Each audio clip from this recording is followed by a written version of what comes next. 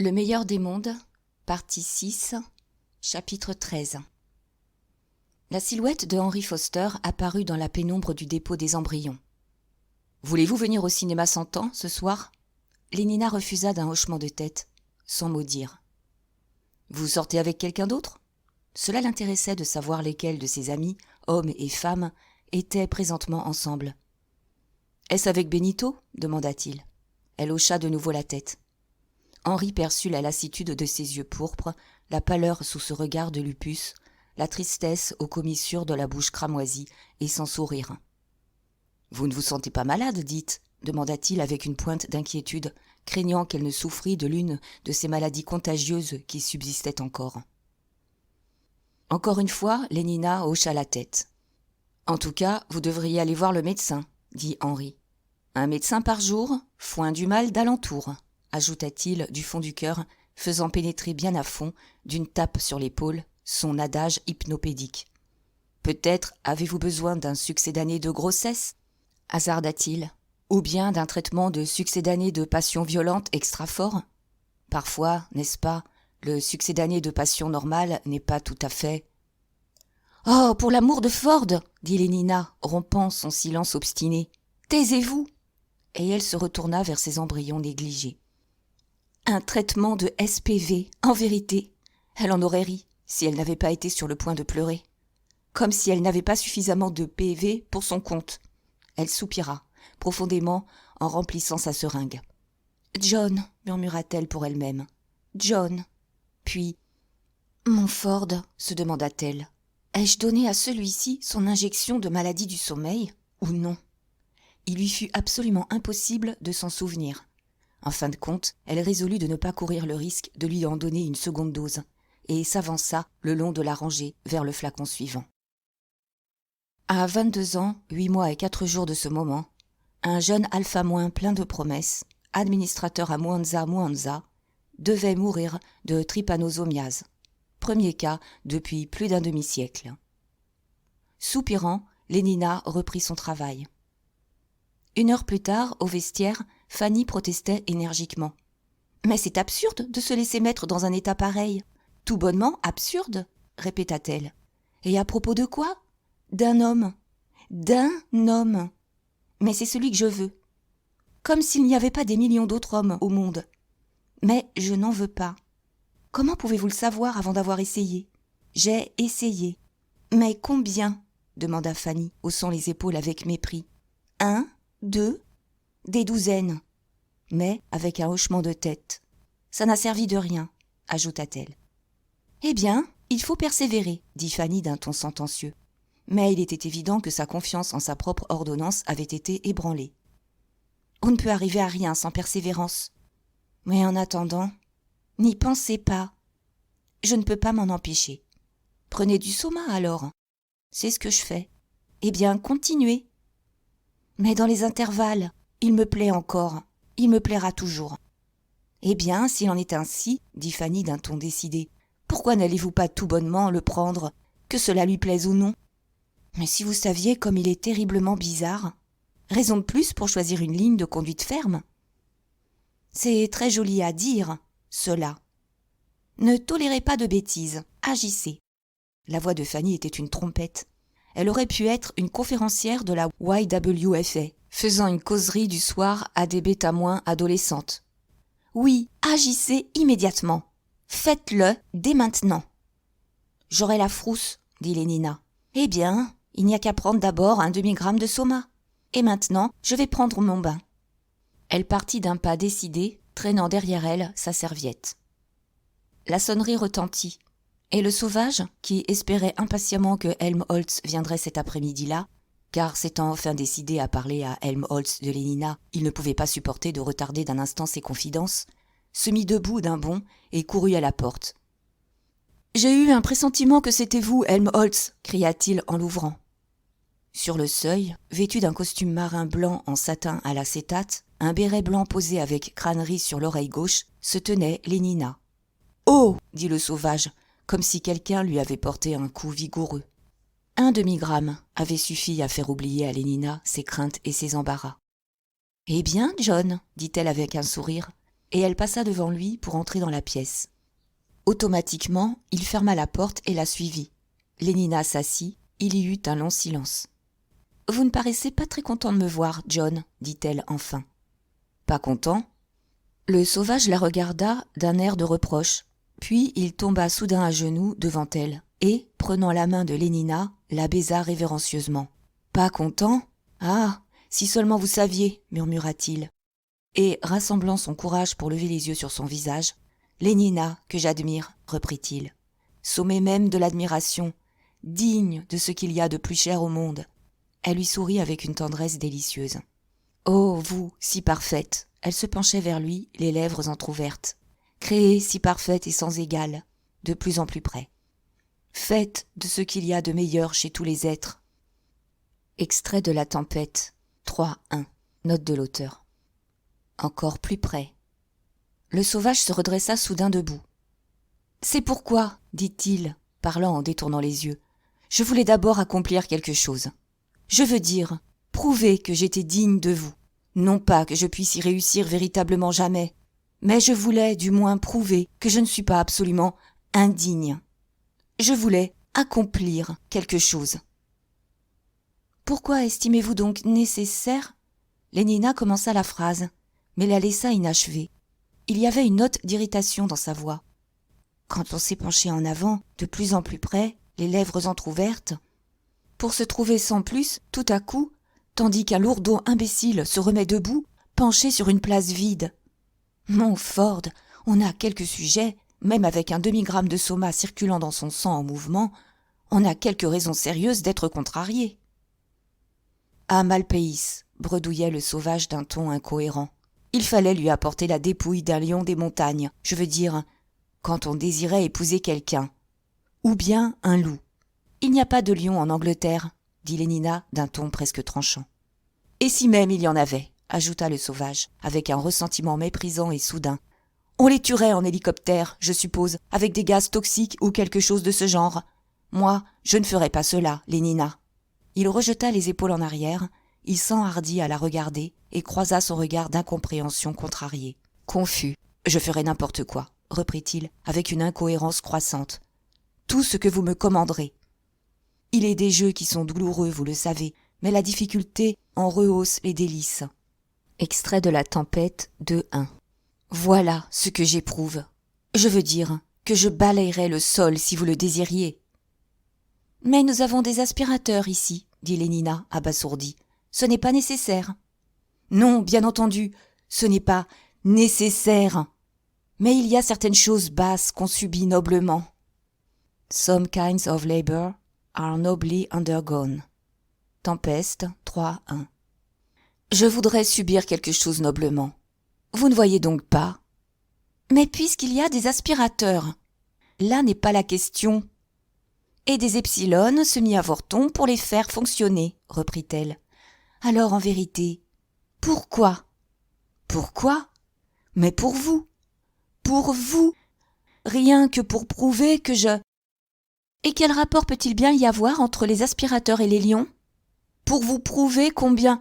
Ou entre les lions et le fait que vous soyez content de me voir, moi? Elle devenait de plus en plus exaspérée. Combien je vous aime, Lénina, parvint-il à dire, quasiment en désespoir de cause. Comme un emblème de flux intérieur de joie tressaillante, le sang monta aux joues de Lénina.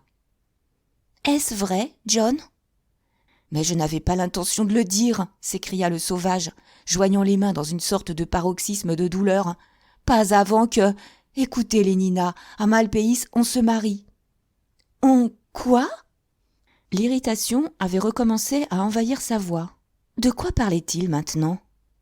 À jamais. On fait la promesse de vivre ensemble à jamais. Quelle idée affreuse ! Lénina fut sincèrement scandalisée. Durant plus que l'éclat extérieur de la beauté, d'un esprit qui renouvelle plus vite que le sang ne flétrit. Outliving beauty's outward, with a mind that doth renew swifter than blood decays. Troilus and Cressida 3.2. Quoi ? C'est comme cela dans Shakespeare aussi. Si tu romps le nœud virginal avant que toutes les cérémonies saintes puissent, de leur rite complet et sacré, Pour l'amour de Fort John, dites des choses sensées. Je ne comprends pas un mot de ce que vous dites. D'abord, il s'agit d'aspirateurs, ensuite de nœuds. Vous me rendez folle. » Elle se mit debout d'un bond. Et, comme si elle craignait qu'il pût s'enfuir devant elle physiquement, comme il le faisait en esprit, elle lui saisit le poignet. « Répondez à cette question. Est-ce que je vous plais réellement ou non ?» Il y eut un moment de silence, puis, d'une voix très basse, « Je vous aime plus que tout au monde, » dit-il. « Alors pourquoi donc ne le disiez-vous pas ?» s'écria-t-elle, et son exaspération était si intense qu'elle lui enfonça ses ongles tranchants dans la peau du poignet. « Au lieu de radoter sans fin à propos des nœuds, d'aspirateurs et de lions, et de me faire souffrir des semaines et des semaines !» Elle lui lâcha la main et la rejeta avec colère. « Si vous ne me plaisiez pas tant, dit-elle, je vous en voudrais avec fureur. » Et soudain, elle lui avait passé les bras autour du cou. Il sentit les lèvres de Lénina presser mollement contre les siennes. Si délicieusement douces, si tièdes, si électriques, qu'inévitablement il se prit à songer aux embrassements de 3 semaines en hélicoptère. Ouh, la blonde stéréoscopique, et ah, le nègre plus que réel. Horreur, horreur, horreur. Il tenta de se dégager, mais Lénina resserra son étreinte. « Pourquoi ne le disiez-vous pas ?» murmura-t-elle, reculant son visage pour le regarder. Elle avait les yeux pleins de tendres reproches. L'antre le plus sombre, le lieu le plus opportun, la voix de la conscience tonnait poétiquement. Tout ce que notre plus mauvais génie peut nous proposer de pire ne fera jamais fondre mon honneur en vil désir.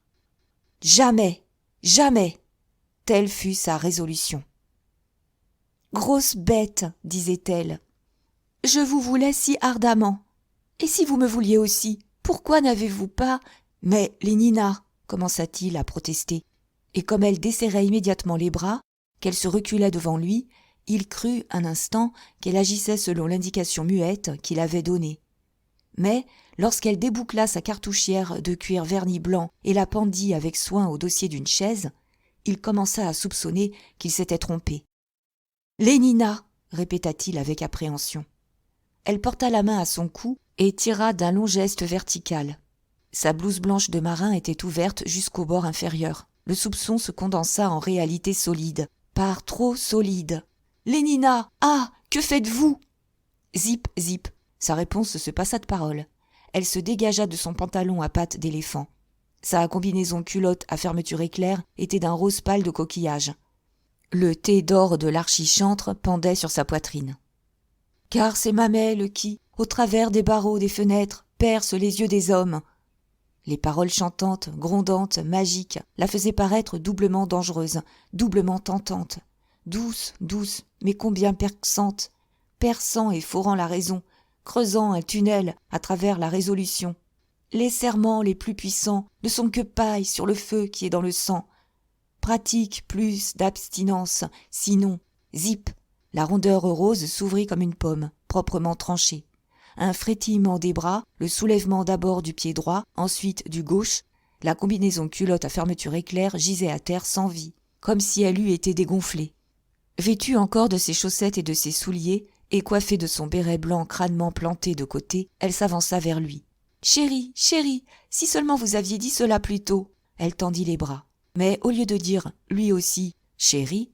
et de tendre les bras à son tour, le sauvage, terrorisé, battit en retraite, agitant les mains vers elle comme s'il essayait de chasser quelque animal importun et dangereux.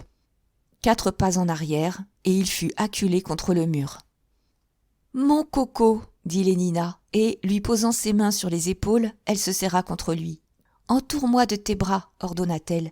Presse-moi, blesse-moi, caresse-moi sans cesse. » Elle avait, elle aussi, de la poésie à son service. Elle connaissait des mots qui chantaient, qui exerçaient une envoûte et faisaient un battement de tambour. « Embrasse-moi !» Elle ferma les yeux, sa voix ne fut plus qu'un murmure ensommeillé. « Embrasse-moi jusqu'au coma, presse-moi sans faiblesse, caresse-moi !» Le sauvage l'agrippa par les poignets, arracha de ses épaules les mains de Lénina, la rejeta brutalement à bout de bras. « Aïe, tu me fais mal, tu... Oh !» Elle se tut soudain. Prise de terreur, elle en oublia la douleur. Ouvrant les yeux, elle avait vu ce visage, non pas le visage de John, mais celui d'un étranger féroce, tordue, convulsée de quelque fureur insensée, inexplicable. Épouvantée, « Mais qu'y a-t-il donc, John ?» chuchota-t-elle. Il ne répondit pas, se contentant de la dévisager de ses yeux déments. Les mains qui tenaient les poignets de Lénina étaient tremblantes. John respirait par bouffées profondes et irrégulières. Faiblement, au point d'être un bruit à peine perceptible, mais effrayant, elle l'entendit soudain grincer des dents. « Qu'y a-t-il » fit-elle, presque dans un hurlement. Et comme s'il avait été réveillé par son cri, il la prit par les épaules et la secoua. « Catin » hurla-t-il. « Catin ! Impudente courtisane !»« Oh non, non !» protesta-t-elle d'une voix rendue grotesquement tremblante par les secousses qu'il lui donnait. « Catin ! Je vous en supplie ! Maudite catin !»« Avec un centicucube !» commença-t-elle. Le sauvage la repoussa avec une telle violence qu'elle trébucha et tomba. « Va-t'en !» vociféra-t-il, debout à côté d'elle et la dominant d'un regard menaçant. « Hors de ma vue, ou je te tue !» Il serra les poings. Lénina leva le bras pour s'en couvrir le visage. « Non, je vous en prie, John ! Dépêche-toi, vite !» Le bras toujours levé, et suivant d'un œil terrifié chacun des mouvements de John, elle se remit sur ses pieds, accroupie, et se couvrant toujours la tête, elle bondit vers la salle de bain. Le bruit de la claque prodigieuse par laquelle son départ fut accéléré fut pareil à un coup de pistolet. « Aïe !» et Lénina bondit en avant. Arrivée en sécurité dans la salle de bain, où elle s'enferma à clé, elle eut le loisir de passer en revue ses blessures. Debout, le dos au miroir, elle tordit la tête en arrière.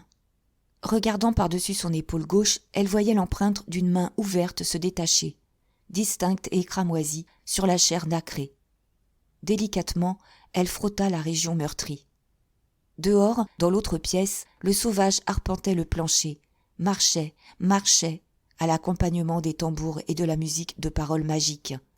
Le roitelet s'y jette, et la petite mouche dorée se livre à la concupiscence sous mes yeux. Elle lui grondait aux oreilles, à l'affoler. La fouine ni le cheval souillé ne s'y jettent avec un appétit plus déréglé. Au-dessous de la taille, elles sont des centaures, bien qu'au-dessus, elles soient femmes. Les dieux n'héritent que jusqu'à la ceinture. Au-dessous, tout est aux démons. Il y a l'enfer, il y a les ténèbres, il y a l'abîme de soufre qui brûle, qui ébouillante, la puanteur, la destruction. Fi, poids, donnez-moi une once de civette, bon apothicaire, pour m'adoucir l'imagination. « John !» s'enhardit à dire depuis la salle de bain une petite voix insinuante.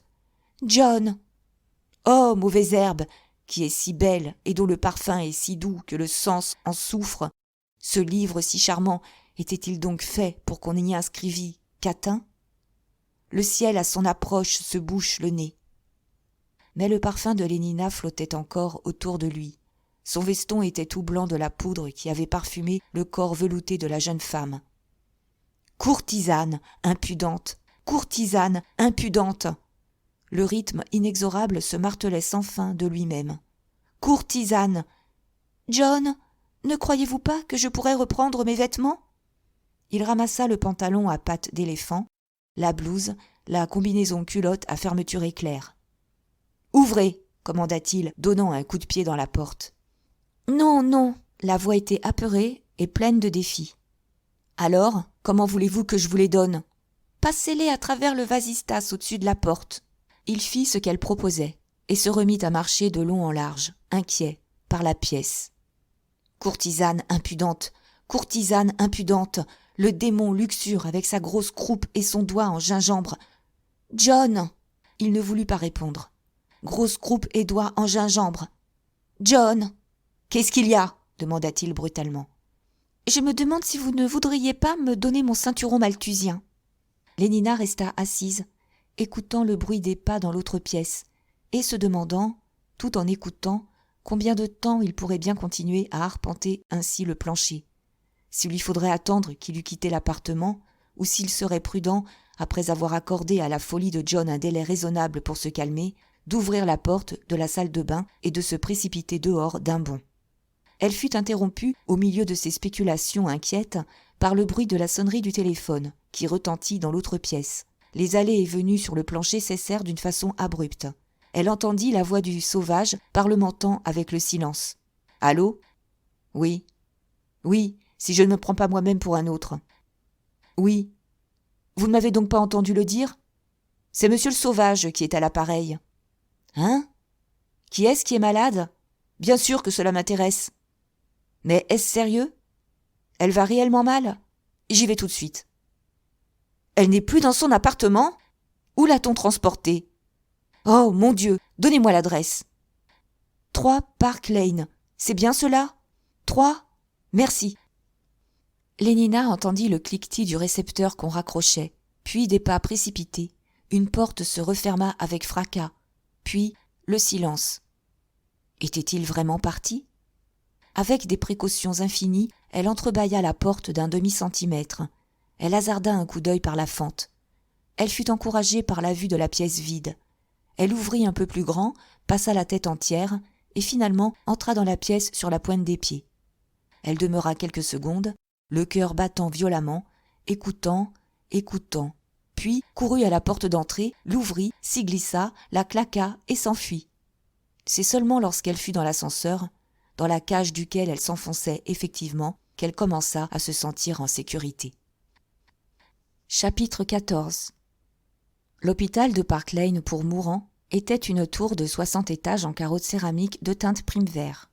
Comme le sauvage descendait de son taxicoptère, un convoi de corbillards aériens aux couleurs gaies s'éleva en vrombissant du toit et fila par-dessus le parc vers l'ouest à destination du crématorium de Slough. À la grille de l'ascenseur, le portier en chef lui donna les renseignements dont il avait besoin, et il descendit à la salle 81. « Une salle pour sénilité galopante », expliqua le portier, au 17e étage. C'était une vaste pièce, claire sous le soleil et la peinture jaune, et contenant 20 lits, tous occupés. Linda mourait en compagnie. En compagnie et avec tout le confort moderne. L'air était constamment vivifié par des mélodies synthétiques gaies. Au pied de chaque lit, en face de son occupant moribond, il y avait une boîte à télévision. On laissait fonctionner la télévision tel un robinet ouvert du matin jusqu'au soir. Tous les quarts d'heure, le parfum dominant de la salle était changé automatiquement. « Nous essayons, » expliqua l'infirmière, qui avait pris en main le sauvage dès la porte, « nous essayons de créer ici une atmosphère complètement agréable. Quelque chose d'intermédiaire entre un hôtel de premier ordre et un palace de cinéma s'entend, si vous saisissez ce que je veux dire. »« Où est-elle » demanda le sauvage, sans prêter la moindre attention à ses explications courtoises. L'infirmière fut froissée. « Comme vous êtes pressé, dit-elle. « Y a-t-il quelque espoir » demanda-t-il. « Vous voulez dire qu'elle ne meurt pas ?» Il fit un signe de tête affirmatif. « Non, bien sûr qu'il n'y en a aucun. Quand on envoie quelqu'un ici, il n'y a pas de... » Prise de saisissement à l'expression de détresse du visage blême de John, elle s'arrêta court. « Quoi ? Qu'y a-t-il donc » demanda-t-elle. Elle n'était pas habituée à des manifestations de ce genre chez les visiteurs. Ce n'est pas au surplus qu'il y eut beaucoup de visiteurs, ni aucune raison pour qu'il y en eût beaucoup. « Vous ne vous sentez pas malade, dites ?»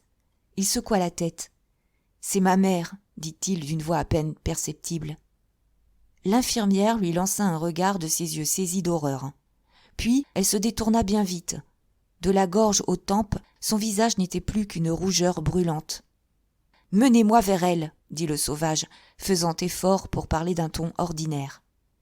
Toujours rougissante, elle le conduisit à travers la salle.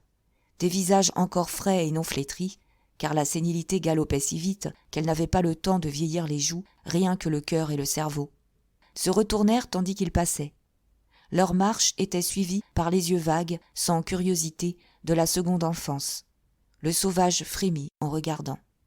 Linda était étendue dans le dernier lit de la seconde rangée contre le mur.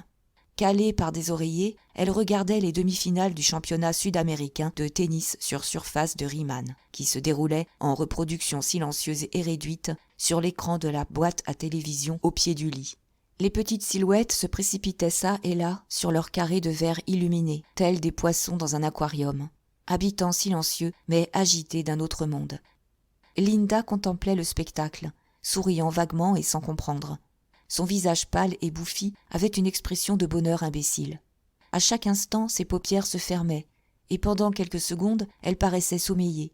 Puis, avec un petit sursaut, elle se réveillait au jeu d'aquarium des champions de tennis, à l'audition par Wurlitzer-Jana, Supervox, de « Presse-moi, blesse-moi, caresse-moi sans cesse », à la bouffée tiède de verveine soufflée par le vasistas au-dessus de sa tête. Elle se réveillait à toutes ces choses, ou plutôt à un rêve dont ces choses, transformées et embellies par le soma qu'elle avait dans le sang, étaient les constituants merveilleux et souriait de nouveau de son sourire brisé, décoloré, de contentement infantile. « Et maintenant, il faut que je m'en aille, » dit l'infirmière. « J'ai ma bande d'enfants qui vont venir. Et puis il y a le numéro 3. » Elle tendit le doigt vers l'autre bout de la salle. « Prêt à s'en aller d'une minute à l'autre, à présent. Mais installez-vous à votre aise. » Elle s'éloigna d'un bon pas. Le sauvage s'assit à côté du lit. « Linda » murmura-t-il, lui prenant la main. Au bruit de son nom, elle se retourna. Ses yeux vagues eurent une lueur de connaissance. Elle lui pressa la main, elle sourit, elle remua les lèvres, puis, tout à coup, sa tête retomba en arrière. Elle était endormie. Il resta là à la regarder, à chercher, parmi la chair fatiguée, à chercher et à retrouver ce visage jeune et vif qui s'était penché sur son enfance à Malpaï. À se souvenir, et il ferma les yeux, de sa voix, de ses gestes, de tous les événements de leur vie commune. Sur mon streptocoque ailé, volé à Banbury T, comme ces chants avaient été beaux, et ces vers enfantins, comme ils étaient magiquement étranges et mystérieux. A, B, C, vitamine D, l'huile est au foie, la morue a nagé. Il sentit les larmes brûlantes lui sourdre derrière les paupières, tandis qu'il se rappelait les paroles et la voix de Linda les répétant. Et puis, les leçons de lecture. Le chat est sur le plat, l'euro est dans le pot. Et les instructions élémentaires à l'usage des travailleurs bêta- du dépôt d'embryons. Et les longues soirées au coin du feu où, en été, sur le toit de la petite maison, pendant lesquelles elle lui contait ses histoires de là-bas, d'en dehors de la réserve, de là-bas merveilleux, dont il conservait encore le souvenir, comme d'un paradis de bonté et de beauté, complet et intact, impollué par le contact avec la réalité de ce Londres réel, de ces hommes et de ces femmes effectivement civilisés. Un bruit soudain de voix aiguë l'obligea à ouvrir les yeux, et, après avoir hâtivement essuyé ses larmes, à se retourner. Ce qui paraissait être un flux continu de jumeaux mâles identiques de 8 ans s'engouffrait dans la pièce. Un jumeau après l'autre, ils arrivaient, véritable cauchemar. Leur visage, ce visage qui se répétait, car il n'y en avait qu'un seul pour eux tous, s'écarquillait, camus, tout en narines, et en yeux pâles et ronds comme des verres de lunettes. Leur uniforme était kaki. Tous avaient la bouche ouverte et la lèvre pendante. Ils entrèrent en piaillant et en bavardant. Au bout d'un instant, sembla-t-il, la pièce en fut grouillante. Ils se pressaient en essaim entre les lits, grimpaient par-dessus, rampaient par-dessous, jetaient les yeux dans les boîtes à télévision, faisaient des grimaces aux malades. Linda leur causa de la surprise et quelque inquiétude. Il y en eut un groupe qui resta rassemblé au pied de son lit, la dévisageant avec la curiosité apeurée et stupide des animaux qui se trouvent soudain face à face avec l'inconnu. « Oh, regardez, regardez !» Il parlait à voix basse, effaré. « Qu'est-ce qu'elle a donc ? Pourquoi qu'elle est grosse comme ça ?» Il n'avait jamais vu de visage pareil à celui de Linda. Il n'avait jamais vu de visage qui ne fût jeune et n'eût la peau tendue, le corps qui eût cessé d'être mince et droit. Toutes ces sexagénaires moribondes avaient l'aspect de jeunes filles, presque enfants. À 44 ans, Linda paraissait être, par contraste, un monstre de sénilité flasque et distordue. « N'est-ce pas qu'elle est affreuse ?» Tels furent les commentaires chuchotés. « Regarde donc ses dents !» Soudain, dessous le lit, un jumeau à face camuse apparut entre la chaise de John et le mur, et se mit à dévisager la figure endormie de Linda. « Dites donc !» commença-t-il. Mais sa phrase se termina prématurément dans un piaillement. Le sauvage l'avait saisi par le col, soulevé carrément au-dessus de la chaise, et d'une gifle retentissante renvoyé en hurlant. Ces cris amenèrent l'infirmière-chef qui se précipita au secours. « Qu'est-ce que vous lui avez fait ?» demanda-t-elle avec fureur. « Je n'admets pas que vous battiez les enfants. »« Eh bien, alors, éloignez-les de ce lit-là. » La voix du sauvage tremblait d'indignation. « D'ailleurs, qu'est-ce qu'ils font ici, ces sales morveux ? C'est honteux !»« Honteux ? Mais que voulez-vous dire ? on les conditionne à la mort. Et laissez-moi vous dire, fit-elle sur un ton d'avertissement féroce, que, si je vous y prends encore, à gêner leur conditionnement, je ferai venir les porteurs et vous ferai mettre dehors. » Le sauvage se mit debout et fit 2 pas vers elle. Ses mouvements et l'expression de son visage étaient si menaçants que l'infirmière se recula, terrorisée. D'un effort violent, il se contint et, sans mot dire, se détourna et se rassit à côté du lit. Rassurée, mais avec une dignité qui était un tantinet creuse et incertaine, « Je vous ai averti, dit l'infirmière. Tenez-vous-le pour dit. » Néanmoins, elle écarta les jumeaux trop curieux et leur fit prendre part à la partie de Zip Furet qui avait été organisée par une de ses collègues à l'autre extrémité de la salle. « Allez-vous-en à présent prendre votre tasse de solution de caféine, ma bonne, dit-elle à l'autre infirmière. L'exercice de l'autorité rétablit sa confiance en soi, lui fit du bien. « Allons, mes enfants » cria-t-elle. Linda s'était agitée, inquiète, avait ouvert les yeux un instant, jeté un vague regard à la ronde, et s'était de nouveau assoupie.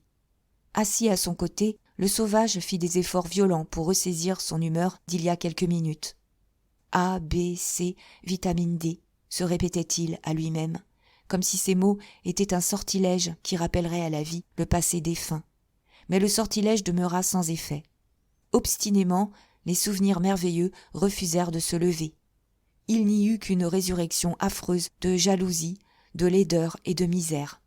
Poppée, tout dégoûtant de sang qui coulait de son épaule entaillée, et Linda, hideusement endormie, tandis que les mouches bourdonnaient autour du mescal répandu par terre à côté du lit. Et les gamins criant tous ces noms en passant. « Ah non, non !» Il ferma les yeux. Il secoua la tête en dénégation vigoureuse de ses souvenirs. A, B, C, vitamine D. Il essaya de songer au moment où il était assis sur les genoux de Linda, où elle l'entourait de ses bras et chantait, recommençant sans fin, le berçant pour l'endormir. A, B, C, vitamine D, vitamine D, vitamine D.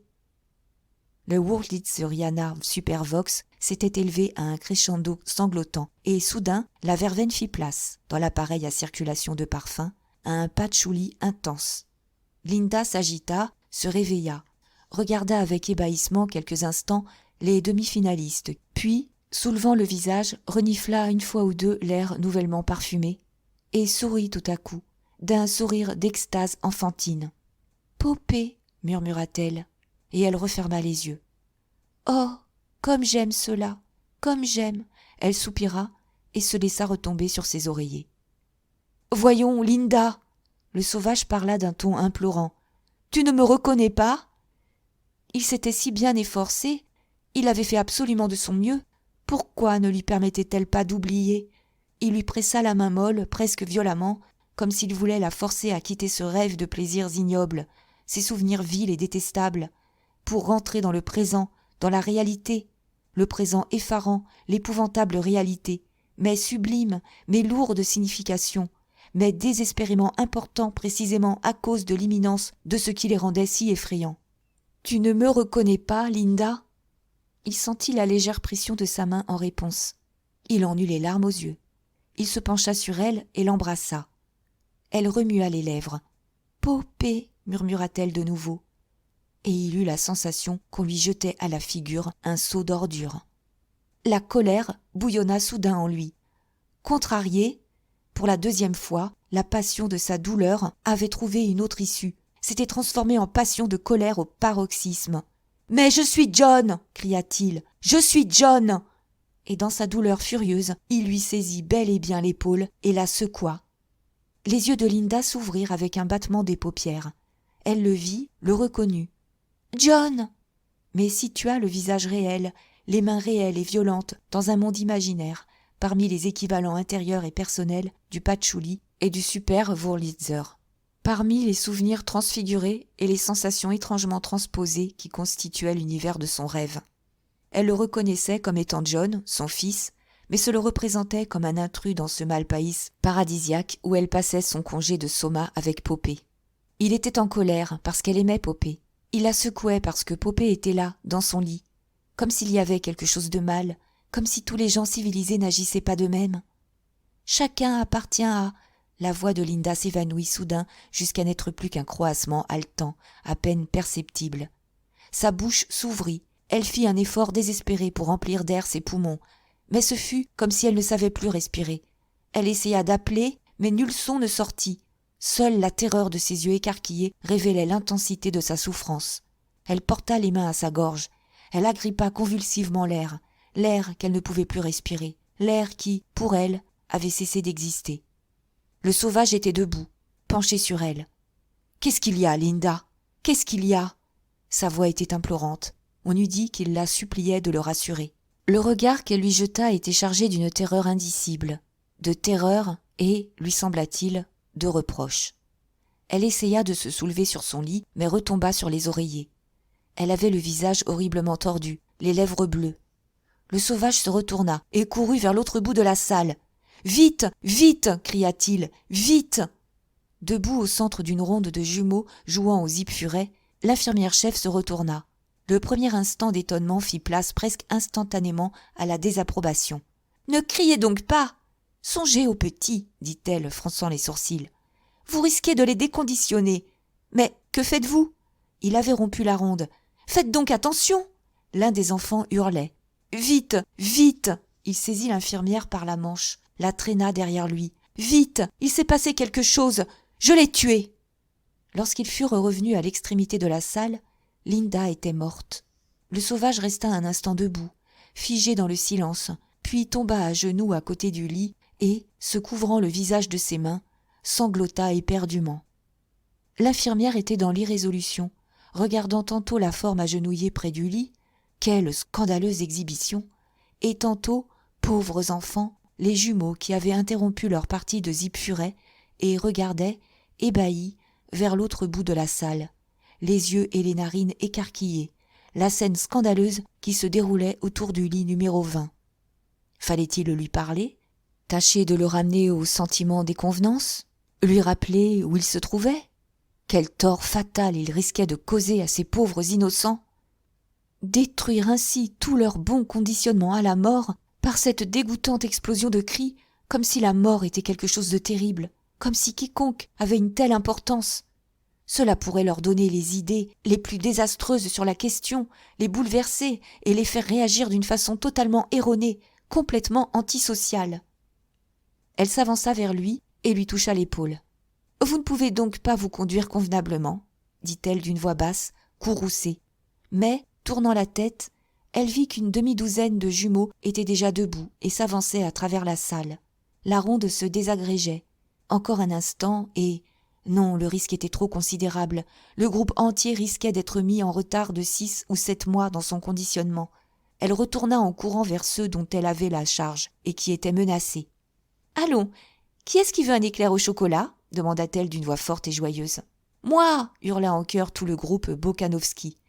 Le lit numéro 20 était complètement oublié. « Oh Dieu, Dieu, Dieu !» continuait à répéter à lui-même le sauvage.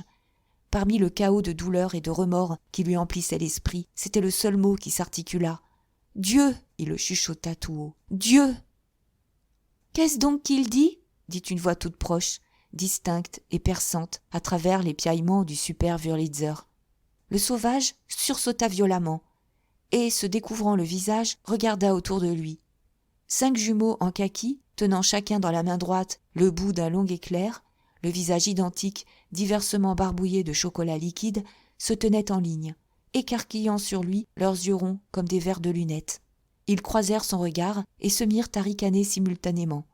L'un d'eux tendit le bout de son éclair. « Elle est morte ?» demanda-t-il. Le sauvage les dévisagea un instant en silence. Puis, en silence, il se leva. En silence, il se dirigea lentement vers la porte. « Elle est morte ?» répéta le jumeau curieux qui trottait à son côté. Le sauvage abaissa son regard sur lui et, toujours sans mot dire, le repoussa. Le jumeau tomba par terre et se mit immédiatement à hurler. Le sauvage ne se retourna même pas. Chapitre 15. Le personnel domestique de l'hôpital de Park Lane pour mourants se composait de 162 deltas répartis en 2 groupes Bokanovski, comprenant respectivement 84 jumelles rousses et 78 jumeaux dolichocéphales aux cheveux noirs. À 6 heures, leur journée de travail terminée, les 2 groupes se rassemblaient dans le vestibule de l'hôpital et recevaient des mains du sous-économe, par intérim, leur ration de soma. Sortant de l'ascenseur, le sauvage fit irruption parmi eux. Mais il avait l'esprit ailleurs, avec la mort, avec sa douleur, avec son remords. Machinalement, sans avoir conscience de ce qu'il faisait, il se mit à se frayer à coups d'épaule un passage à travers la foule. « Qui êtes-vous à pousser comme ça ? Où donc croyez-vous aller ?» Sur un ton aigu et sur un ton bas, issus d'une multitude de gorges distinctes, 2 voix seulement piaillèrent ou grognèrent, répétées à l'infini ainsi que dans une succession de miroirs. 2 visages, l'un en forme de lune glabre, pleine de taches de rousseur et entouré d'un halo orangé, l'autre en masque d'oiseau mince et crochu, hirsute d'une barbe de 2 jours, se retournèrent vers lui avec colère. Leurs paroles et, dans les côtes, des coups de coude vigoureux brisèrent sa coquille d'inconscience. Il se réveilla de nouveau à la réalité extérieure, regarda autour de lui, reconnut ce qu'il vit, le reconnut avec une sensation horrible et répugnante de chute dans le vide, comme étant le délire sans cesse renouvelé de ses jours et de ses nuits, le cauchemar de cet essaim d'identité que rien ne permet de distinguer. Des jumeaux, comme des larves, ils étaient venus en bande souiller le mystère de la mort de Linda. Larves encore, mais plus grosses, complètement adultes, il rampait à présent sur sa douleur et son repentir. Il s'arrêta et, les yeux ébahis et horrifiés, jeta un regard circulaire sur la foule en kaki, au milieu de laquelle il se trouvait, la dominant de toute une tête. « Comme il y a ici des êtres charmants !» Les mots chantant le bafouèrent de leur raillerie. « Comme l'humanité est belle ! Ô nouveau monde, admirable !»« Distribution de soma !» cria une voix forte. « En bon ordre, s'il vous plaît. Dépêchez-vous un peu, là-bas. » Une porte avait été ouverte. On avait apporté une table et une chaise dans le vestibule. La voix était celle d'un jeune alpha pimpant qui était entré et portait une cassette en tôle noire. Un murmure de satisfaction s'éleva parmi les jumeaux impatients d'attendre. Ils oublièrent complètement le sauvage. Leur attention était à présent concentrée sur la cassette noire que le jeune homme avait placée sur la table et dont il s'était mis en devoir d'ouvrir la serrure. Le couvercle fut levé. « Ouh !» firent simultanément tous les 162, comme s'ils avaient contemplé un feu d'artifice. Le jeune homme en tira une poignée de minuscules boîtes à pilules. « Maintenant, dit-il d'un ton péremptoire, avancez, je vous prie, un par un, et ne poussez pas. » Un par un, et sans pousser, les jumeaux s'avancèrent. D'abord 2 hommes, puis une femme, puis un autre homme, ensuite 3 femmes, puis... Le sauvage restait là, contemplant la scène. Ô nouveau monde admirable, ô nouveau monde admirable. Dans son esprit, les mots chantants parurent changer de ton. Il l'avait bafoué au travers de sa misère et de ses remords. Bafoué avec quelle note hideuse de raillerie cynique. Riant comme des démons, ils avaient insisté sur la saleté vile, la laideur nauséabonde de ce cauchemar. À présent, tout à coup, il claironnait un appel aux armes. Ô nouveau monde admirable! Miranda proclamait la possibilité de la splendeur, la possibilité de transformer jusqu'à ce cauchemar en quelque chose de beau et de noble. Ô nouveau monde admirable! C'était un défi, un commandement. « Ne poussons pas, voyons !» vociféra le sous-économe par intérim, en fureur. Il referma avec fracas le couvercle de la cassette. « J'arrête la distribution, si je n'obtiens pas qu'on se conduise convenablement. » Les deltas murmurèrent, se poussèrent un peu les uns les autres et se turent. La menace avait été efficace. La privation de soma, quelle idée affreuse. « Ça va mieux, » dit le jeune homme, et il rouvrit sa cassette. Linda avait été une esclave. Linda était morte. D'autres, du moins, vivraient en liberté. Et une beauté nouvelle rayonnerait sur le monde. C'était une réparation, un devoir. Et soudain apparut au sauvage, avec une clarté lumineuse, ce qu'il avait à faire. Ce fut comme si un volet avait été ouvert, un rideau tiré. « Allons-y, » dit le sous-économe. Une autre femme en kaki s'avança. « Arrêtez !» cria le sauvage, d'une voix forte et retentissante. « Arrêtez !» Il se fraya un passage jusqu'à la table. Les deltas le dévisagèrent avec étonnement. « Ford !» dit le sous-économe par intérim, plus bas que le souffle. « C'est le sauvage. » Il se sentit apeuré. « Écoutez-moi, je vous en supplie !» cria le sauvage avec une ardeur sérieuse. « Prêtez-moi l'oreille !»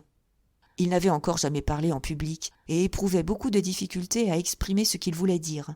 « Ne prenez pas cette affreuse drogue, c'est du poison, c'est du poison !» Dites donc, monsieur le sauvage, dit le sous-économe par intérim, souriant d'un sourire propitiatoire. Cela ne vous dérangerait pas de me laisser ? Du poison pour l'âme, aussi bien que pour le corps. Oui, mais laissez-moi continuer ma distribution, voyons, soyez gentil. Tendrement, prudemment, comme on caresse un animal notoirement méchant, il tapota le bras du sauvage. Laissez-moi donc. Jamais, cria le sauvage. Mais dites donc, mon vieux, jetez tout cela, cet affreux poison. Les mots jetez tout cela parvinrent à percer les couches enveloppantes d'incompréhension et à pénétrer au vif de la conscience des deltas. Un murmure courroucé s'éleva de la foule. Je viens vous apporter la liberté, dit le sauvage, se retournant vers les jumeaux. Je viens. Le sous-économe par intérim n'en entendit pas davantage. Il s'était glissé hors du vestibule et cherchait un numéro dans l'annuaire du téléphone. Pas dans son appartement, résuma Bernard. Pas dans le mien, pas dans le vôtre, pas à l'Aphroditum, pas au centre ni au collège. Où peut-il être passé ? Helmholtz haussa les épaules. Ils étaient rentrés de leur travail, espérant trouver le sauvage qui les attendait à l'un ou l'autre de leurs rendez-vous habituels, et il n'y avait aucun signe de lui nulle part. C'était bien contrariant, car ils avaient eu l'intention de filer à Biarritz dans le sporticoptère à 4 places de Helmholtz. Ils seraient en retard pour le dîner s'ils n'arrivaient pas bientôt. « Donnez-lui encore 5 minutes, dit Helmholtz. S'il n'a pas fait son apparition d'ici là, nous... » La sonnerie du téléphone l'interrompit. Il prit le récepteur. « Allô ? C'est lui-même. » Puis, après un long intervalle d'écoute, « Ford du Taco !» sacra-t-il. « J'y vais tout de suite. »« Qu'est-ce que c'est ?» demanda Bernard. « Un type que je connais à l'hôpital de Park Lane, dit Helmholtz. C'est là qu'est le sauvage. Il semble être devenu fou. En tout cas, il y a urgence. Venez-vous avec moi ?» Ils se précipitèrent tous deux le long du couloir vers les ascenseurs. « Mais vous plaît-il d'être des esclaves ?» disait le sauvage au moment où ils pénétrèrent dans l'hôpital. Son visage était empourpré, ses yeux flamboyaient d'ardeur et d'indignation. « Vous plaît-il d'être des bébés ? Oui, des bébés, vagissants et bavants !» ajouta-t-il, exaspéré par leur stupidité bestiale, au point de lancer des injures à ceux qu'il était venu sauver. Les injures rebondirent sur leur carapace de stupidité épaisse. Ils le dévisageaient, les yeux pleins d'une expression vide de ressentiment, hébété et sombre. « Oui, bavant !» vociféra-t-il franchement. La douleur et le remords, la compassion et le devoir, tout cela était oublié à présent, et, en quelque sorte, absorbé dans une haine intense qui dominait tout à l'égard de ces monstres moins qu'humains. « Vous ne voulez donc pas être libres, être des hommes ? Ne comprenez-vous même pas ce que c'est que l'état d'homme, que la liberté ?» La rage faisait de lui un orateur cohérent. Les mots arrivaient facilement, en flux serré. « Vous ne comprenez pas ?» répéta-t-il, mais il ne reçut pas de réponse à sa question.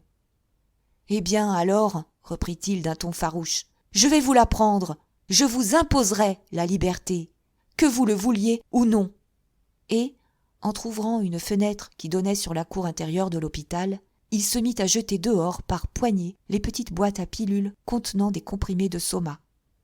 Pendant un instant, la foule en kaki resta silencieuse, pétrifiée, devant le spectacle de ce sacrilège voulu, d'ébahissement et d'horreur. « Il est fou !» murmura Bernard, écarquillant tout grand les yeux. « Ils vont le tuer ! Un grand cri s'éleva soudain parmi la foule. Une vague de mouvement la poussa, menaçante, vers le sauvage. « Ford lui vienne en aide !» dit Bernard, et il détourna les yeux.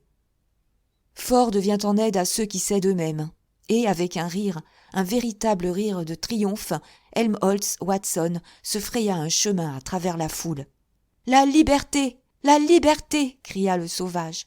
Et d'une main, il continuait à jeter le soma dans la courette, tandis que, de l'autre, il tapait sur la figure de ses assaillants que rien ne distinguait l'une de l'autre. « La liberté !» Et voilà qu'apparut soudain Helmholtz à son côté. Ah, ce bon vieux Helmholtz, tapant lui aussi. Enfin des hommes ! Et, dans l'intervalle, jetant aussi le poison par la fenêtre, à pleine main. Oui, des hommes ! Des hommes ! Et il ne resta plus de poison. Il souleva la cassette et leur en montra l'intérieur, noir et vide. « Vous l'avez, la liberté !» Hurlant, les deltas chargèrent avec une fureur redoublée. Hésitant, restant à la lisière de la bataille. « Ils sont fichus, » dit Bernard. Et, mu d'une impulsion soudaine, il courut en avant à leur secours. Puis il se ravisa et s'arrêta. Puis, honteux, s'avança de nouveau. Puis il se ravisa de nouveau, et il était là, souffrant le martyre de l'indécision humiliée, songeant qu'ils risquaient, eux, d'être tués s'il ne les aidait pas, et qu'il en risquait autant, lui, s'il les aidait. Lorsque, fort de soi loué, les yeux tout ronds et avec le museau de cochon que leur donnait leur masque à gaz, les policiers firent irruption dans le local. Bernard se précipita au-devant d'eux. Il agita les bras, et c'était de l'action. Il faisait quelque chose. Il cria plusieurs fois « Au secours !» de plus en plus fort, afin de se donner l'illusion d'être utile à quelque chose. « Au secours ! Au secours ! Au secours !» Les policiers l'écartèrent de leur chemin et continuèrent leur besogne. 3 hommes, portant des pulvérisateurs attachés aux épaules par des courroies, répandirent dans l'air d'épais nuages de vapeur de soma. 2 autres étaient occupés avec la boîte à musique synthétique. Munis de pistolets à eau chargés d'un anesthésique puissant, 4 autres s'étaient frayé un passage à travers la foule et mettaient méthodiquement hors de combat, d'un jet succédant à l'autre, les plus féroces d'entre les combattants. « Vite, vite !» hurla Bernard. « Ils seront tués si vous ne vous dépêchez pas, oh !» Agacé par son bavardage, l'un des policiers avait tiré sur lui un coup de son pistolet à eau.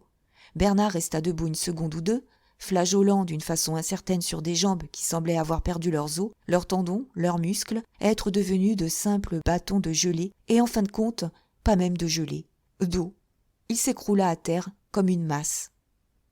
Tout à coup, de la boîte à musique synthétique, une voix se mit à parler. La voix de la raison, la voix de la bienveillance. Le rouleau d'impression sonore se dévidait pour servir le discours synthétique numéro 2, force moyenne, contre les émeutes. Jaillit du fond d'un cœur non existant. « mes amis, dit la voix d'un ton si touchant, avec une note de reproche si infiniment tendre que, derrière leur masque à gaz, les yeux des policiers eux-mêmes s'embuèrent momentanément de larmes. « Que signifie donc tout ceci ? Pourquoi n'êtes-vous pas tous réunis là, heureux et sages ? Heureux et sages !» répéta la voix. « En paix, en paix !» Elle trembla, s'amortit dans un murmure et expira un instant. « Oh, comme je désire que vous soyez heureux !» reprit-elle, pleine d'une ardeur convaincue. « Comme je désire que vous soyez sages ! Je vous en prie, soyez sages et... » Au bout de 2 minutes, la voix et les vapeurs de soma avaient produit leur effet. En larmes, les deltas s'embrassaient et échangeaient des caresses, par demi-douzaine de jumeaux réunis dans une large étreinte. Il n'est pas jusqu'à Helmholtz et aux sauvages qui ne fussent près de pleurer. On apporta de l'économa un nouvel approvisionnement de boîtes à pilules. On fit en hâte une nouvelle distribution et, au son des bénédictions d'adieu baritonnées par la voix d'un ton tout chargé d'affection, les jumeaux se dispersèrent, sanglotant à fendre le cœur. « Au revoir, mes chers amis, mes bien chers amis. Ford vous garde. Au revoir, mes chers amis, mes bien chers amis. Ford vous garde. Au revoir, mes chers amis, mes bien... » Quand le dernier des deltas fut parti, le policier coupa le courant. La voix angélique se tut. « Êtes-vous disposé à venir en douceur ?» demanda le sergent. « Ou bien faudra-t-il que nous vous anesthésions ?» Il braqua son pistolet à eau d'un geste menaçant. « Oh, nous viendrons en douceur !» répondit le sauvage, étanchant tour à tour une lèvre fendue, un cou égratigné et une main gauche mordue. Tenant toujours son mouchoir à son nez saignant, Helmholtz fit un signe de tête en confirmation. Ranimé et ayant recouvré l'usage de ses jambes, Bernard avait profité de cet instant pour se diriger vers la porte, en se faisant remarquer le moins possible. « Hé, là-bas, vous !» appela le sergent, et un policier à masque de porc se précipita à travers la pièce et mit la main à l'épaule du jeune homme. Bernard se retourna avec une expression d'innocence indignée. S'échapper ? Il n'en avait pas eu la moindre idée. « Et cependant, pourquoi diable avez-vous besoin de moi ?» dit-il au sergent. « Je n'en sais véritablement rien. »« Vous êtes un ami des prévenus, n'est-ce pas ?»« Mon Ford, » dit Bernard, et il hésita. Non, il ne pouvait pas le nier, à la vérité. « Pourquoi ne le serais-je pas ?» demanda-t-il. « Alors, arrivez ici, dit le sergent, et il ouvrit la marche vers la porte et la voiture de la police qui les attendait. Chapitre 16. La pièce dans laquelle on les introduisit tous les trois était le bureau de l'administrateur. « Sa Forderie va descendre dans un instant. » Le maître d'hôtel Gamma les abandonna à eux-mêmes. Helmholtz se mit à rire tout haut. « Ça ressemble plutôt à une réunion d'amis, jusqu'à un jugement, dit-il, et il se laissa tomber dans le plus luxueux des fauteuils pneumatiques. « Oh les cœurs, Bernard, ajouta-t-il, comme son regard tomba sur le visage verdâtre et malheureux de son ami. Mais Bernard ne voulait pas être rasséréné. Sans réponse, sans même regarder Helmholtz, il alla s'asseoir sur la chaise la moins confortable de la pièce, choisie avec soin dans l'obscur espoir de conjurer de quelque façon la colère des puissances supérieures. Cependant, le sauvage errait autour de la pièce, en état d'agitation, jetant des regards d'une vague curiosité superficielle sur les livres des rayons, sur les rouleaux à inscription sonore et les bobines de machine à lire dans leurs casiers numérotés. Sur la table, sous la fenêtre, il y avait un volume massif relié en pseudo-cuir noir souple et marqué de grands T dorés. Il le prit et l'ouvrit. « Ma vie et mon œuvre » par notre Ford. Le livre avait été publié à Détroit par la Société pour la propagation de la connaissance fordienne. D'un geste oisif, il feuilleta les pages, lut une phrase par-ci, un paragraphe par-là. Et il venait d'arriver à la conclusion que le livre ne l'intéressait pas, lorsque la porte s'ouvrit et l'administrateur mondial régional de l'Europe occidentale entra d'un pas vif dans la pièce. Mustapha Meunier leur serra la main à tous les trois. Mais c'est au sauvage qu'il s'adressa. « Ainsi donc, vous n'aimez guère la civilisation, monsieur le sauvage, » dit-il. Le sauvage le regarda. Il était venu disposé à mentir, à faire le fanfaron, à se cantonner dans une réserve sombre. Mais rassuré par l'intelligence bienveillante du visage de l'administrateur, il résolut de dire la vérité, en toute franchise. Non, il hocha la tête. Bernard sursauta et prit un air horrifié. Que penserait l'administrateur ? Être catalogué comme l'ami d'un homme qui dit qu'il n'aime pas la civilisation, qui le dit ouvertement, et à l'administrateur, encore, entre tous, c'était terrible. « Voyons, John, commença-t-il. » Un regard de Mustapha Meunier le réduisit au silence le plus humble. « Bien entendu, » se mit en devoir de reconnaître le sauvage, « il y a des choses qui sont très agréables. Toute cette musique aérienne, par exemple. Parfois, 1000 instruments sonnants chantonnant à mon oreille, et parfois des voix. Sometimes 1,000 twangling instruments will hum about my ears, and sometimes voices. Tempeste 3-2. Le visage du sauvage s'éclaira d'un plaisir soudain. « Vous l'avez lu, vous aussi ?» demanda-t-il. « Je croyais que personne n'avait entendu parler de ce livre-là, ici, en Angleterre. » « Pour ainsi dire personne. Je suis l'une des très rares exceptions. Il est interdit, n'est-ce pas ? Mais comme c'est moi qui fais les lois ici, je puis également les enfreindre. Avec impunité, monsieur Marx, ajouta-t-il, se tournant vers Bernard. Alors que, je le crains bien, vous ne pouvez pas en faire autant, vous. » Bernard fut plongé dans un état de misère encore plus désespéré. « Mais pourquoi est-il interdit ?» demanda le sauvage.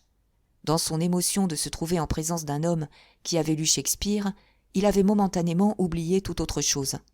L'administrateur haussa les épaules. « Parce qu'il est vieux. Voilà la raison principale. Ici, nous n'avons pas l'emploi des vieilles choses. » « Même si elles sont belles ? » « Surtout si elles sont belles. La beauté attire, et nous ne voulons pas qu'on soit attiré par les vieilles choses. Nous voulons qu'on aime les neuves. Mais les neuves sont si stupides, si affreuses. Ce spectacle où il n'y a rien que des hélicoptères volant de tous côtés et où l'on sent les gens qui s'embrassent, il fit la grimace. Des boucs et des singes. Ce n'est qu'en répétant les paroles d'Othello qu'il put donner cours convenablement à son mépris et à sa haine. Des animaux bien gentils, pas méchants en tout cas, murmura l'administrateur en manière de parenthèse. Pourquoi ne leur faites-vous pas plutôt voir Othello ? Je vous l'ai dit, c'est vieux. D'ailleurs, il ne le comprendrait pas. Oui, c'était vrai.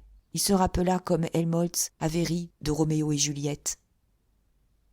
Eh bien alors, dit-il après un silence, quelque chose de neuf qui ressemble à Othello et qu'il soit en état de comprendre. C'est là ce que nous avons tous désiré décrire, dit Helmholtz, rompant un silence prolongé. Et c'est ce que vous n'écrirez jamais, dit l'administrateur, parce que, si cela ressemblait réellement à Othello, personne ne serait en état de le comprendre. Et si c'était nouveau, il ne se pourrait pas que cela ressemblât à Othello. Pourquoi pas ? Oui, pourquoi pas, répéta Helmholtz. Il oubliait lui aussi les réalités de la situation. Vert d'inquiétude et d'appréhension, Bernard seul s'en souvenait. Les autres ne faisaient pas attention à lui. Pourquoi pas ? Parce que notre monde n'est pas le même que celui d'Othello. On ne peut pas faire de tacos sans acier, et l'on ne peut pas faire de tragédie sans instabilité sociale.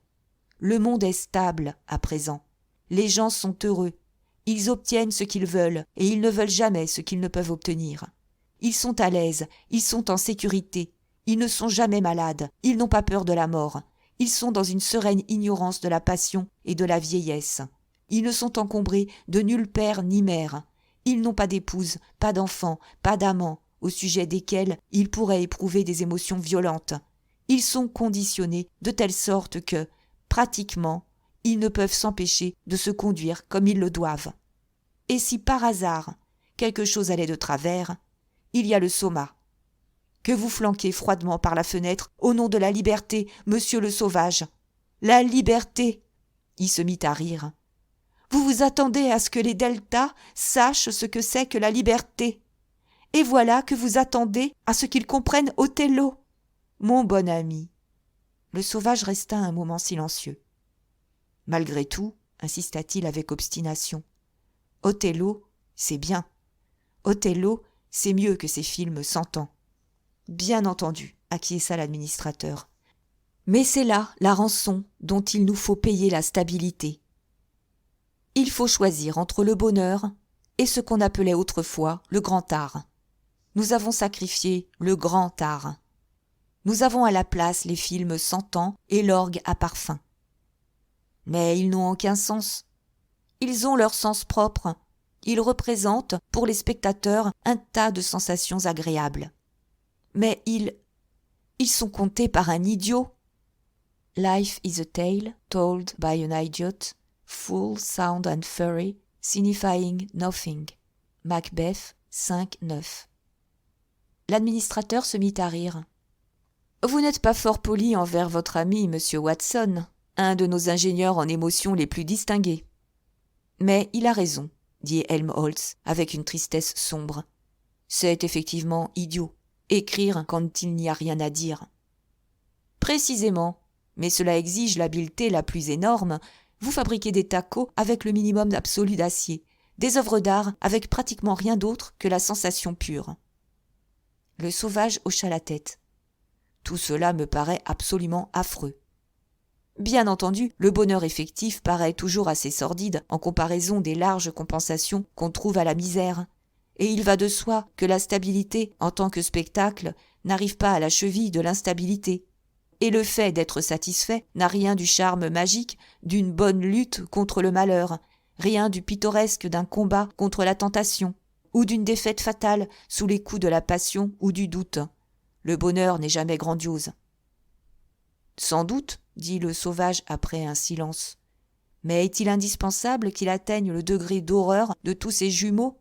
Il se passa la main sur les yeux, comme s'il essayait d'effacer le souvenir de l'image de ces longues rangées de nains identiques aux établis de montage, de ces troupeaux de jumeaux faisant la queue à l'entrée de la station de monorail à Brentford, de ces larves humaines envahissant le lit de mort de Linda, du visage indéfiniment répété de ses assaillants.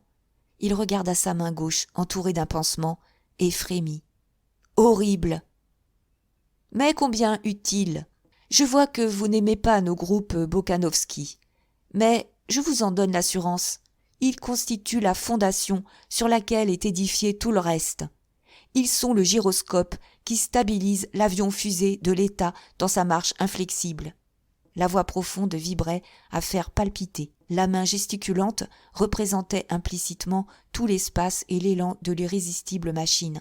Le talent oratoire de Mustapha Meunier était presque à la hauteur des modèles synthétiques.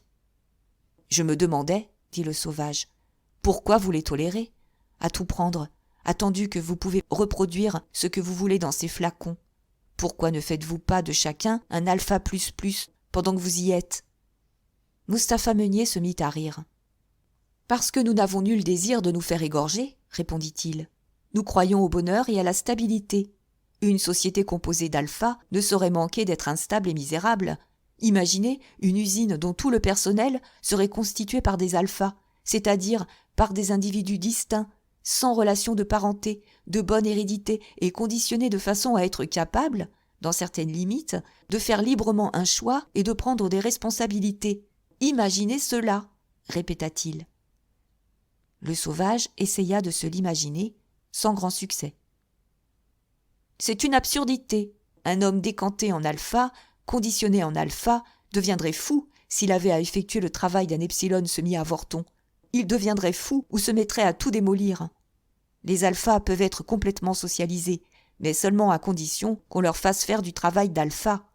On ne peut demander qu'à un epsilon de faire des sacrifices d'epsilon, pour la bonne raison que, pour lui, ce ne sont pas des sacrifices. C'est la ligne de moindre résistance. Son conditionnement a posé des rails le long desquels il lui faut marcher. Il ne peut s'en empêcher, il est fatalement prédestiné. Même après la décantation, il est toujours à l'intérieur d'un flacon, d'un invisible flacon de fixation infantile et embryonnaire. Chacun de nous, bien entendu, poursuivit méditativement l'administrateur, traverse la vie à l'intérieur d'un flacon. Mais si nous nous trouvons être des alphas, notre flacon est, relativement parlant, énorme. Nous souffririons intensément si nous étions confinés dans un espace plus étroit. On ne peut pas verser du pseudo-champagne pour caste supérieure dans des flacons de caste inférieure. C'est théoriquement évident. Mais cela a également été démontré dans la pratique réelle. Le résultat de l'expérience de Chypre a été convaincant. « Qu'est-ce que c'est que cela ?» demanda le sauvage. Mustapha Meunier sourit. « Ma foi, On peut, si l'on veut, l'appeler une expérience de reflaconnage. Cela commença en l'an 473 de NF. Les administrateurs firent évacuer l'île de Chypre par tous les habitants existants et la recolonisèrent avec un lot spécialement préparé de 22 000 alphas. Tout l'équipement agricole et industriel leur fut confié, et on leur laissa le soin de mener leurs affaires. Le résultat fut exactement conforme à toutes les prédictions théoriques. La terre ne fut pas convenablement travaillée. Il y eut des grèves dans toutes les usines. Les lois étaient tenues pour zéro. On désobéissait aux ordres donnés. Tous les gens détachés pour effectuer une besogne d'ordre inférieur passaient leur temps à fomenter des intrigues pour obtenir des tâches d'ordre plus relevé. Et tous les gens à tâches supérieures fomentaient des contre-intrigues pour pouvoir, à tout prix, rester où ils étaient. En moins de 6 ans, ils étaient en guerre civile de première classe. Lorsque sur les 22 000, il y en eut 19 de tués, les survivants lancèrent à l'unanimité une pétition aux administrateurs mondiaux afin qu'ils reprissent le gouvernement de l'île. Ce qu'ils firent. Et c'est ainsi que se termina la seule société d'alpha que le monde ait jamais vue. Le sauvage poussa un profond soupir. « La population optima, dit Mustapha Meunier, est sur le modèle de l'iceberg. 8/9 au-dessous de la ligne de flottaison. 1/9 au-dessus. Et ils sont heureux au-dessous de la flottaison ? Plus heureux qu'au-dessus. Plus heureux que vos amis que voici, par exemple. » Il les désigna du doigt. « En dépit de ce travail affreux ? Affreux ? Ils ne le trouvent pas tel, eux. Au contraire, il leur plaît. Il est léger, il est d'une simplicité enfantine. Pas d'effort excessif de l'esprit ni des muscles. 7h30 d'un travail léger, nullement épuisant. Et ensuite, la ration de soma, les sports, la copulation sans restriction et le cinéma sans temps. Que pourrait-il demander de plus ? Certes, ajouta-t-il, il pourrait demander une journée de travail plus courte. Et, bien entendu, nous pourrions la leur donner. Techniquement, il serait parfaitement simple de réduire à 3 ou 4 heures la journée de travail des castes inférieures. Mais en serait-elle plus heureuse ? Non, nullement. L'expérience a été tentée, il y a plus d'1 siècle et demi. Toute l'Irlande fut mise au régime de la journée de 4 heures. Quel en fut le résultat ? Des troubles et un accroissement considérable de la consommation de soma. Voilà tout. Ces 3h30 de loisirs supplémentaires furent si éloignés d'être une source de bonheur que les gens se voyaient obligés de s'en évader en congé. Le bureau des inventions regorge de plans de dispositifs destinés à faire des économies de main-d'œuvre. Il y en a des milliers. Mustapha Meunier fit un geste large. Et pourquoi ne les mettons-nous pas à exécution ? Pour le bien des travailleurs. Ce serait cruauté pure de leur infliger des loisirs excessifs. Il en est de même de l'agriculture. Nous pourrions fabriquer par synthèse la moindre parcelle de nos aliments, si nous le voulions. Mais nous ne le faisons pas. Nous préférons garder à la terre un tiers de la population. Pour leur propre bien, parce qu'il faut plus longtemps pour obtenir des aliments à partir de la terre qu'à partir d'une usine. D'ailleurs, il nous faut songer à notre stabilité. Nous ne voulons pas changer. Tout changement est une menace pour la stabilité. C'est là une autre raison pour que nous soyons si peu enclins à utiliser des inventions nouvelles. Toute découverte de la science pure est subversive en puissance. Toute science doit parfois être traitée comme un ennemi possible. Oui, même la science. La science, le sauvage fronça les sourcils. Il connaissait ce mot. Mais ce qu'il signifiait au juste, John n'eût pas su le dire. Shakespeare et les vieillards du Pueblo n'avaient jamais fait mention de la science. Et de Linda, il n'avait reçu que les indications les plus vagues. La science, c'est quelque chose dont on fait les hélicoptères, quelque chose qui fait que l'on se moque des danses du blé, quelque chose qui vous empêche d'avoir des rides et de perdre vos dents. Il fit un effort désespéré pour saisir ce que voulait dire l'administrateur. « Oui, disait Mustapha Meunier, c'est là un autre article au passif de la stabilité. Ce n'est pas seulement l'art qui est incompatible avec le bonheur, il y a aussi la science. La science est dangereuse. Nous sommes obligés de la tenir bien soigneusement enchaînée et muselée. »« Comment ?» dit Helmholtz, tout étonné. « Mais nous répétons constamment que la science est tout au monde. C'est un truisme hypnopédique. » 3 fois par semaine, de 13 à 17 ans, contribua Bernard. « Et toute la propagande scientifique que nous effectuons au collège. »« Oui, mais quelle espèce de science ?» demanda sarcastiquement Mustapha Meunier. « Vous n'avez pas reçu de culture scientifique, de sorte que vous ne pouvez pas en juger. Moi, j'étais assez bon physicien de mon temps. Trop bon, suffisamment bon pour me rendre compte que toute notre science est tout simplement un livre de cuisine, avec une théorie orthodoxe de l'art culinaire que personne n'a le droit de mettre en doute, et une liste de recettes auxquelles il ne faut rien ajouter, sauf par permission spéciale du premier chef. C'est moi le premier chef, à présent. Mais il fut un temps où j'étais un jeune marmiton plein de curiosité.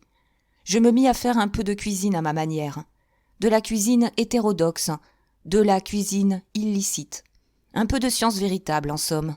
Il se tut. « Qu'arriva-t-il » demanda Helmholtz Watson. L'administrateur soupira.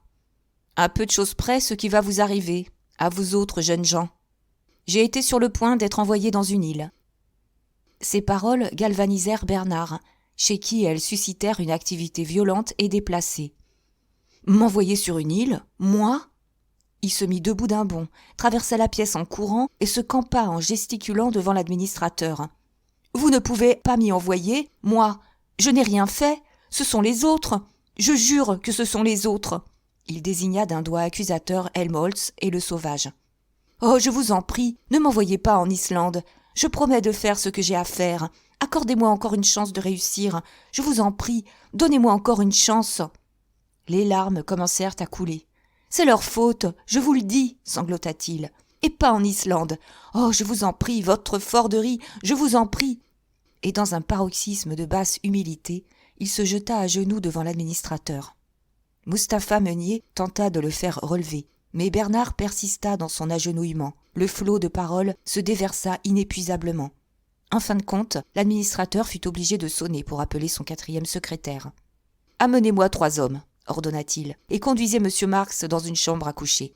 Donnez-lui une bonne vaporisation de soma, et mettez-le ensuite au lit et laissez-le seul. » Le 4e secrétaire sortit et revint avec 3 laquais jumeaux en uniforme vert. Ils emmenèrent Bernard, toujours criant et sanglotant. « On dirait qu'on va l'égorger, » dit l'administrateur, comme la porte se refermait. Tandis que, s'il avait le moindre bon sens, il comprendrait que sa punition est en réalité une récompense. On l'envoie dans une île, c'est-à-dire qu'on l'envoie dans un lieu où il frayera avec la société la plus intéressante d'hommes et de femmes qui se puisse trouver nulle part au monde. Tous les gens qui, pour une raison ou une autre, ont trop individuellement pris conscience de leur moi pour pouvoir s'adapter à la vie en commun, Tous les gens que ne satisfait pas l'orthodoxie, qui ont des idées indépendantes bien à eux, tous ceux, en un mot, qui sont quelqu'un. C'est tout juste si je ne vous envie pas, monsieur Watson. » Helmholtz se mit à rire. « Alors, pourquoi n'êtes-vous pas vous-même dans une île ?»« Parce que, en fin de compte, j'ai préféré ceci, » répondit l'administrateur. « On me donna le choix. Être envoyé dans une île, où j'aurais pu continuer mes études de sciences pures, ou bien être admis au Conseil suprême, avec la perspective d'être promu en temps utile à un poste d'administrateur. J'ai choisi ceci, et lâché la science. » Au bout d'un petit silence, « Parfois, ajouta-t-il, je me prends à regretter la science. Le bonheur est un maître exigeant, surtout le bonheur d'autrui. Un maître beaucoup plus exigeant, si l'on n'est pas conditionné pour l'accepter sans poser de questions, que la vérité. » Il soupira, retomba dans le silence, puis reprit d'un ton plus vif. « Enfin, le devoir est le devoir. On ne peut pas consulter ses préférences personnelles. Je m'intéresse à la vérité. J'aime la science. Mais la vérité est une menace. La science est un danger public. Elle est aussi dangereuse qu'elle a été bienfaisante. Elle nous a donné l'équilibre le plus stable que l'histoire ait enregistré. Celui de la Chine était, en comparaison, désespérément peu sûr. Les matriarcats primitifs, même, n'étaient pas plus assurés que nous ne le sommes. Grâce, je le répète, à la science. Mais nous ne pouvons pas permettre à la science de défaire le bon travail qu'elle a accompli. Voilà pourquoi nous limitons avec tant de soin le rayon de ses recherches. Voilà pourquoi je faillis être envoyé dans une île. Nous ne lui permettons de s'occuper que des problèmes les plus immédiats du moment. Toute autre recherche sont le plus soigneusement découragées. Il est curieux, reprit-il après une courte pause, de lire ce qu'on écrivait à l'époque de notre Ford sur le progrès scientifique. On paraissait s'imaginer qu'on pouvait lui permettre de se poursuivre indéfiniment. Sans regard à aucune autre chose. Le savoir était le Dieu le plus élevé, la vérité, la valeur suprême.